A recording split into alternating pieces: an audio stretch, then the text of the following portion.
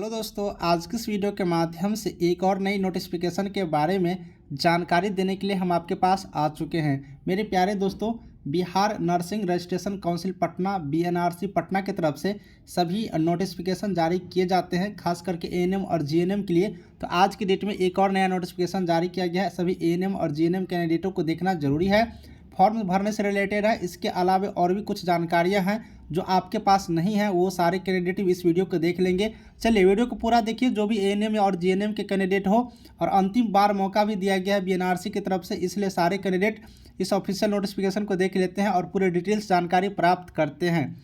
मेरे प्यारे सिस्टर, अगर आप लोग पहली बार चैनल पर आए हो ना, तो सब्सक्राइब कर लो। ये चंदन भाई का चैनल है और बिहार स्वास्थ्य विभाग से रिलेटेड, एएनएम जीएनएम से रिलेटेड हर जानकारी सबसे पहले चाहिए ना, तो टेलीग्राम ग्रुप का लिंक डिस्क्रिप्शन में ज्वाइन कर लीजिए। सारी जानकारी आप लोग खुद भी हमसे पूछ सकते हो।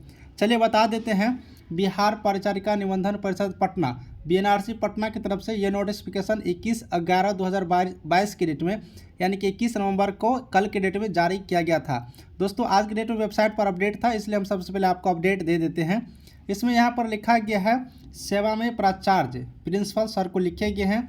सभी सरकारी एएनएम जीएनएम प्रशिक्षण संस्थान बिहार राज्य, जितने भी सरकारी एएनएम इंस्टीट्यूट है और जीएनएम इंस्टीट्यूट है, उन सारे के अंतर्गत जितने भी एएनएम और जीएनएम के स्टूडेंट पढ़ाई कर रहे हैं, सारे स्टूडेंटों के लिए जानना जरूरी है।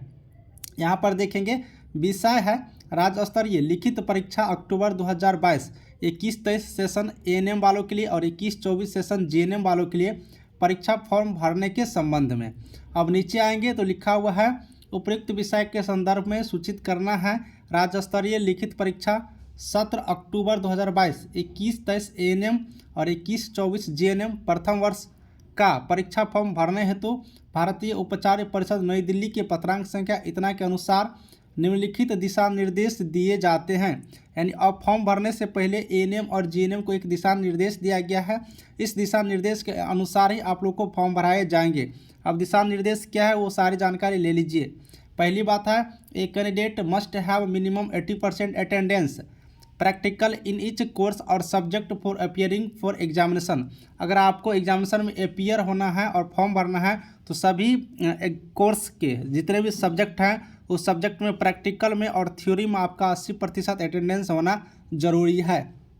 दूसरा नियम है 100% attendance in each of the practical area before award of degree. यानी दोस्तों इसमें ये कह रहे हैं कि 100% अटेंडेंस होना चाहिए प्रैक्टिकल में। यानी कि प्रैक्टिकल करने के लिए जिस हॉस्पिटल जाते हो या जिस एरिया में आप लोग प्रैक्टिकल किए जाते हैं, वहाँ पर आपको 100% अटेंडेंस होना चाहिए।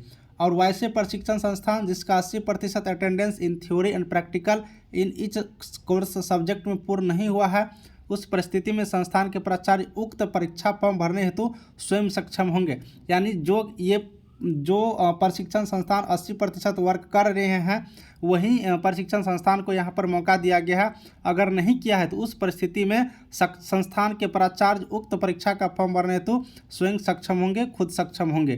तो ये यानी कि मेरे प्यारे दोस्तों, जिन कैंडिडेटों ने 80% अटेंडेंस बना ली हो यहाँ पर थ्योरी प्रैक्टिकल में और 100% प्रैक्टिकल एरिया में, तो आप सारे कैंडिडेटों को फॉर्म भरने में किसी प्रकार की दिक्कतें नहीं होंगे। खास करके इस नोटिफिकेशन में आपके लिए ज़्यादातर कुछ नहीं है, बस आपके लिए ये है कि एएनएम जीएनएम के स्टूडेंट हो तो नोटिफिकेशन को समझ लीजिए। खास करके ये प्रिंसिपल सर को लिखे गए हैं, तो प्रिंसिपल सर को यहाँ पर समझना जरूरी है। तो मेरे प्यारे दोस्तों और सिस्टर, अगर आपको एएनएम एग्जामिनेशन जीएनएम एग्जामिनेशन से रिलेटेड और कोई जानकारी चाहिए तो बताइएगा कमेंट करके। आपका भाई मैं हूँ चंदन, आपका हर हेल्प करने के लिए हमेशा तैयार रहता हूँ। मिलूंगा नेक्स्ट वीडियो में नई जानकारियों के साथ, तब तक के लिए बाय बाय।